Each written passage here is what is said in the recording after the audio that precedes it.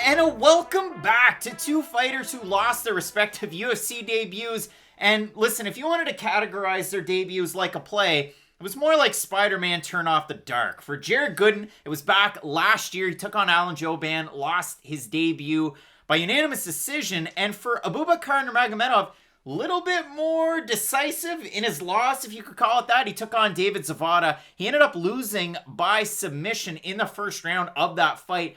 And listen, if you talk about debuts, there's going to be some jitters, there's going to be some nerves. For Jared Gooden, it was really the fact that he was taking on an Alonzo that kind of had one foot out the door. We hadn't seen Joban in quite some time in the octagon. He's been in that commentary role. He's, a helper? Would you call him a helper? He's a co-host of the MMA Heat podcast with Karen Bryant. But Alonzo, you know exactly what you're going to get out of this guy. He's almost like a refined Mike Perry without the tattoos. He's going to go out there and he's going to put on a very impressive performance. And that's exactly what he did against Jared Gooden. Coming out of X3 Sports, we've seen him training out of Fusion XL as well. For Abubakar Nurmagomedov, listen, I've done a lot of tape study on this guy because you can't just take that one fight against David Zawada. Very highly regarded fighter. He's in that Khabib inner circle. We saw him in his debut actually have Khabib and really Abdulmanap Nurmagomedov in his corner, as well as Javier Mendez out of AKA. And there's a lot of praise going the way of Nurmagomedov. We'll talk about the odds later on, but we have to kind of get them out of the way here just early. He's more than a 2-1 favorite in this fight. But for me, from Abubakar Nurmagomedov, you know he's a combat sambo champion. He's a bronze medalist at Worlds. He's a Russian national champion. And we've seen it in his fights. Very good takedowns. And for him, listen, if you want to look at last weekend's fights, and a lot of people were very critical of this one, in Montserrat Conejo, she was all about the head and arm throwing, grabbing you and just taking you down and laying on top of you. If you watch Abubakar Nurmagomedov, nothing like that whatsoever. He goes for a single. He goes for a power double. He can strike. Little happy with his hands, and that's a major criticism that I actually have about him. For Jared Gooden, good forward pressure, a lot more single shots. He knows exactly where his power's at. And if you look at his last loss before he came into the UFC, it was actually to Bruno Oliveira, who we saw fight Carlos Ulberg on Contender Series. And really, Ulberg punched his ticket to the UFC off a win against Oliveira. All of that withstanding, this is an interesting clash of styles because for Gooden, very much a striker, very technical. He can get a little hesitant, and sometimes that right check hook can kind of cause him a little bit of issues like it did in the Joban fight. For Nurmagomedov, though, and I'll let you lead from here, man, this guy, again, way too happy with his hands. We saw it in the Kush fight over with PFL. We also saw it in the fight. If you go way back, and listen, it's way back, and watch the fight against Magomed Mustafayev, Nurmagomedov's super cocky, and Mustafayev does his classic, well, I'm just going to throw spinning stuff at you, I'm really going to attack you. And Mustafayev was super aggressive on the ground. Not really the reason why Nurmagomedov lost, because it was a weird cut that kind of just forced him out of the fight. It was a TKO loss, but honestly, I don't even know where the cut came from. There was a spinning back fist. It didn't even look like it landed.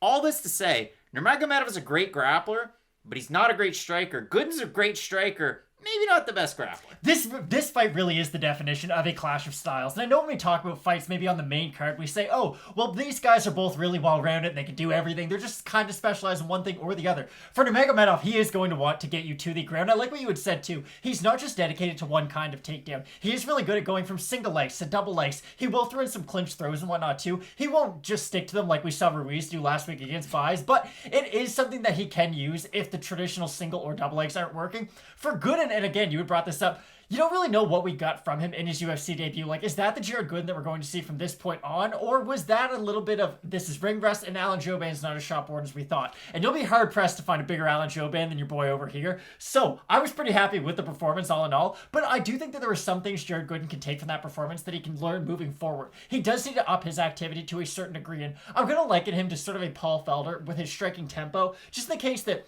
he doesn't throw a lot, but like you had said, he is very smart at when he does decide to throw. My issue is, if he just stands there and looks at his opponent in the mirror, he can get overwhelmed by volume, and that's going to be a big problem, especially in this division, if he is able to get this win and kind of move up the rankings a little bit. And for Abubakar Nurmagomedov, I hope I said that name right, because normally I'm very bad at them. Brendan Schaub a lot of these. So to quote The undefeated and undisputed Chael Sonnen. Abubakar Nurmagomedov can weaponize his pace. If he's able to just do enough to make Jared Gooden tired. I know that sounds weird by just saying do enough, because for Nurmagomedov, he's going to have to mix in the striking with his wrestling. I don't think he's just going to go out there and blast a double leg on Jared Gooden, because one thing Gooden's really good at doing is meeting you halfway when you do try to shoot poor takedowns. He's got flying knees. He's got uppercuts. He's really good at those up-the-middle attacks we like to talk about when you are fighting wrestlers, the thing that we didn't think Derek Lewis was going to be able to do against Curtis Blades.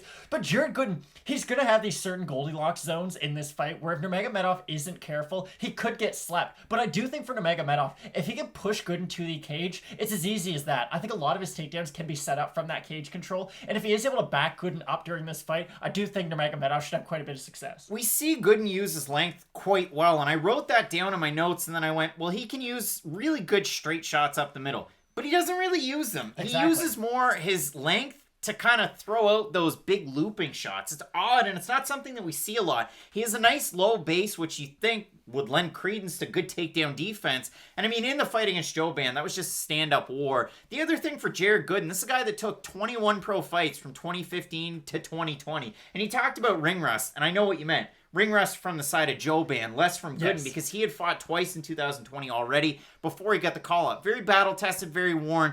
The really telling thing for Jared Gooden, the record of his opponents that he had won against, 87-64. Not the best of records, and I know there was, a 3-13 peppered in there back in 2021. He beat Trent McCown, who was, 8-4 on his way to the UFC. For Abubakar Nurmagomedov, there's a lot of good names. Again, I mentioned Mustafayev early on. Are they the same weight class now? No, they're not, but still, good win. Decent fight. Well, he lost it, but decent fight to have. You look at the losses, again, the Kush fight where, listen, he got rocked, and that was the trouble. If you go back and watch that fight, Kush is moving forward, and he just continues to land the uppercut, and Abubakar just stands there and he shells up. Which is a question I was going to ask you, actually. Do you think we're going to see Nurmagomedov get clipped at some point and kind of have that weird freeze deer in a headlight action that he sometimes can? We've seen it in wins too, and that's the issue for me. He'll get clipped and then he just kind of stands there and freezes. We see a lot of fighters do it. Listen, if I got hit, I'd probably freeze too, or I'd drop and get knocked out. Like, I understand how it works. Crying. I'm not Abubakar Nurmagomedov. He's a world-class fighter in the UFC, but all I'm saying is, I've seen him get clipped and kind of just, stunned, and it'll happen. The Bojan-Velichkovic fight, very close again. It was a draw. You're probably one of the bigger Bojan. I love Bojan-Velichkovic. Fun fact, I don't know why. I just think he never got a fair shake in the UFC, and I think he could get in the top 15 one day. To have a draw like that on your record, listen, it's no shame. He's got wins over, UFC caliber fighters. I know John Howard's one of those names that's there as well. That guy had a very good rank, fought Lorenz Larkin. And then you look at the last fight, and I want to focus on that one, because for Abubakar, listen, he fought David Zawada, and if you know anything about David Zawada, he's going to put on a fight of the night. His UFC debut, super high on him, and I said, listen, that fight against Danny Roberts, that's going to be a fight of the night. And people went, what? You're crazy. And then it was. But for David Zawada, I bet you if I hit him, or if the wind hits him at exactly the right direction, he's going to start to swell up. And the first punch that lands for Abubakar, it starts to swell around David Zawada's eye. And then Abubakar gets him down. David Zawada is slippery as all get out when he's on the ground. And it's not just in that fight because he finished it that way.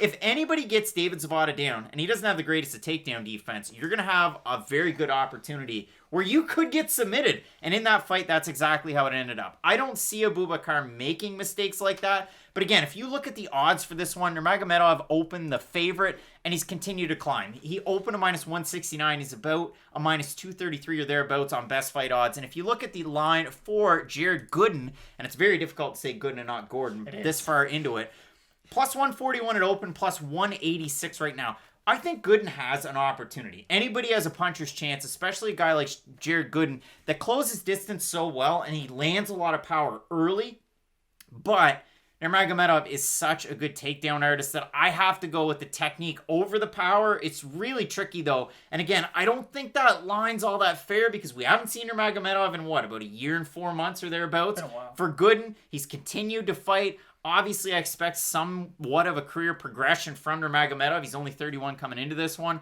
but I will slightly side with the Russian in this fight. So we brought up the Alan Jouban fight quite a bit, but I do think it's an important note to bring up.